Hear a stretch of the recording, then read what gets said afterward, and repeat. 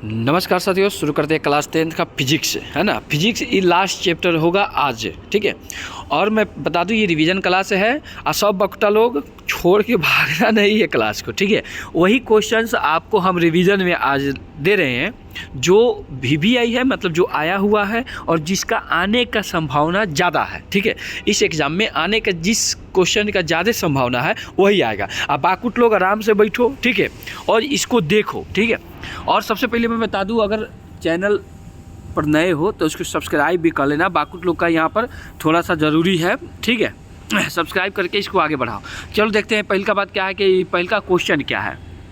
पहल का क्वेश्चन क्या है, ऊर्जा स्रोत से क्या तात्पर्य है। ऊर्जा स्रोत, ठीक है, बात को समझो पहले। ऊर्जा अगर किसी में ना हो, जैसे कोई आदमी ही हो गया, उसमें ऊर्जा नहीं होगा, कोई काम करेगा नहीं करेगा। चलो यहाँ पर देखो, ऊर्जा स्रोत को दो भागों में बांटा जा सकता है, नवीकरणीय और नवीकरणीय स्रोत।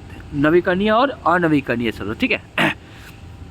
स्रोत देखिए, नवीकरणीय स्रोत के अंदर ऊर्जा, सौर ऊर्जा, वायु, बहते पानी, ज्वार भट्टे, सागर तरंगे तथा बायोगैस आदि होते हैं। अनवीकरणीय संसाधन लकड़ी, पेट्रोल, डीजल प्राकृतिक गैस से होते हैं। बात को समझो। एक और क्वेश्चन यहाँ से बनता है, क्या क्वेश्चन बनता है तो ध्यान से देखो। नवीकरणीय संसाधन, अब कोई कहेगा कि सौर ऊर्जा, एक नंबरिया में क्वेश्चन पूछता है कि सौर ऊर्जा कैसे संसाधन है, क्या कहिएगा, नवीकरणीय, ठीक है। पेट्रोल, डीजल, प्राकृतिक गैस कैसा ऊर्जा है, अनवीकरणीय संसाधन। बात को याद रखिएगा, आगे बढ़ते हैं। बाकुट लोग 2 नंबर क्वेश्चन, सौर ऊर्जा की विशेषता क्या है। क्वेश्चन को देख लीजिए, VBI क्वेश्चन है। यह प्रदूषण ऊर्जा प्रदूषण मुक्त होता है। सौर ऊर्जा जो होता है वो क्या होता है, प्रदूषण मुक्त होता है। सौर ऊर्जा नवीकरणीय ऊर्जा है। सौर ऊर्जा अक्षय है। पृथ्वी पर मानव जीवन, जीव जंतु तथा पौधे सौर ऊर्जा से जीवित हैं। सौर ऊर्जा के उपयोग से सौर कुकर, सौर सेल, सौर पैनल आदि काम करते हैं। बात खत्म, आगे बढ़ते हैं।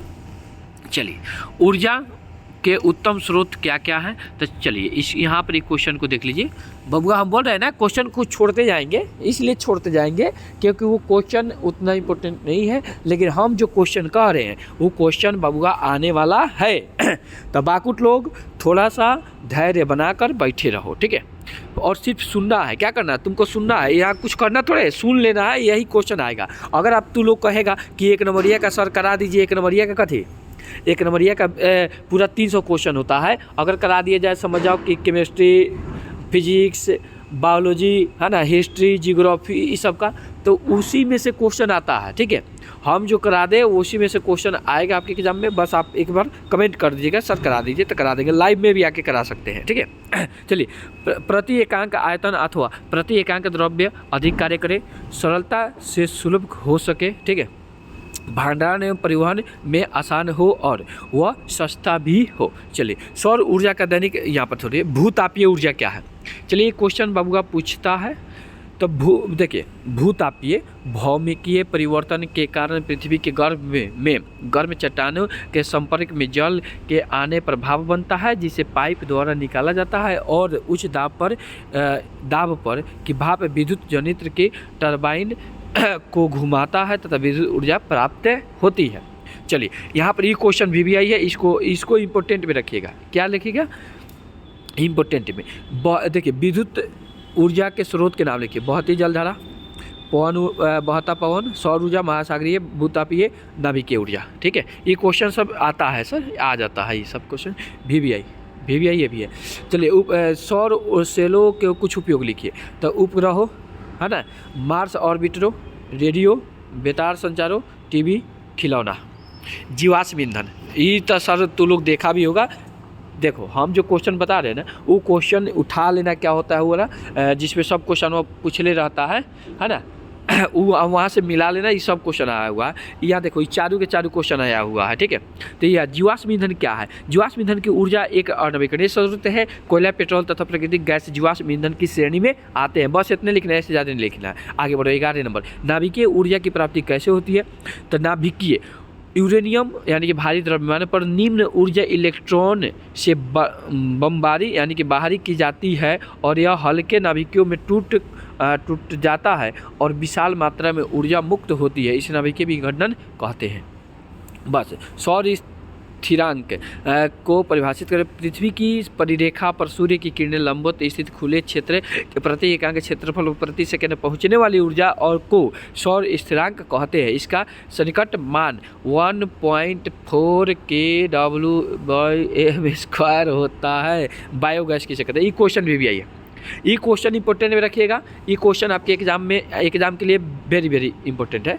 बायोगैस, ठीक है। बायोगैस विविध पादप तथा वाहित मल जब ऑक्सीजन की अनुपस्थिति में अपघटित होते हैं तो बायोगैस बनता है। बायोगैस गोबर गैस समझते हो ना? बस आगे चलो। उसी को गोबर गैस कहा जाता है। बायोगैस को ही गोबर गैस कहा जाता है। गोबर गैस बचपन में तो सबको लोग खेलता है यार। चलो आगे देखो, यहाँ पर लास्ट है। सौर पैनल के 2 उपयोग लिखिए। सौर पैनल के 2 उपयोग। सौर पैनल में कोई गतिशील ऊर्जा यानी कि ऊर्जा नहीं है, अतः इसका रखरखाव सस्ता होता है, ठीक है। इन्हें सुदूर तथा अगम्य स्थानों में भी स्थापित किया जा सकता है। आगे बढ़ो। Green house important question, IMP important. पेड़ पौधे वनस्पति आदि जल में डूब जाते हैं। वे अवायवीय परिस्थिति में सड़ने लगते हैं और विघटित होकर विशाल मात्रा में मीथेन गैस से उत्पन्न करते हैं, तो उसको ही ग्रीन हाउस कहा जाता है। याद रहेगा ना? याद रखना है। प्राकृतिक गैस यानी कि प्राकृतिक गैस तथा CNG कंप्रेस्ड नेचुरल गैस कहते हैं। उच्च दाब पर जब प्राकृतिक गैस को द्रव में संग्रहित किया जाता है तो CNG कहा जाता है। प्राकृतिक गैस और CNG का उपयोग वाहनों के ईंधन के रूप में किया जाता है। जैसे CNG वाला आजकल बहुत गाड़ी वाड़ी चल रहा है, याद रखिएगा, बहुत इंपॉर्टेंट है ना। अब उसके बाद 20 नंबर डायरेक्ट क्वेश्चन। उसके बाद क्या है? दीर्घोत्तरीय। तो दीर्घोत्तरीय हम लोग नहीं करते हैं, कहिएगा तो उसको भी करा दिया जाएगा। दीर्घोत्तरीय में 5-4 जो क्वेश्चन करा देंगे तो वही क्वेश्चन आता है, बस याद रखिएगा। तो इसको भी थोड़ा देख ले। कोयला और पेट्रोलियम के उपयोग से पर्यावरण पर क्या प्रभाव पड़ता है? कोयला और पेट्रोल जैव मात्रा से बनते हैं। इनमें कार्बनिक अतिरिक्त हाइड्रोजन, नाइट्रोजन और सल्फर भी होते हैं। इससे जलाया जाता है तो CO2, H2O, NO2 तथा SO2, SO3 आदि गैस वायुमंडल में मिलती रहती है। अगर सीमित वायु की उपस्थिति में जलाया जाए तो CO2 गैस भी बनती है, ठीक है। इसको याद रखिएगा। तो सबसे पहली का बात आपको यहाँ 5 यानी कि फिजिक्स का यानी कि भौतिकी का पूरा 5 चैप्टर हमने करा दिया। अगर अब इसके बाद जो आएगा, इसके बाद हम ख़त्म करना, देखिए सब में से करा रहे हैं, ऐसा बात नहीं है। अगर कहिएगा तो लाइव में आकर हम इसको करा देंगे, ठीक है। अभी फेस नहीं हो पा रहा है क्योंकि बोर्ड कहीं और है और हम कहीं और है, ठीक है। तो उस तरह से फेस रिवील नहीं हो पा रहा है।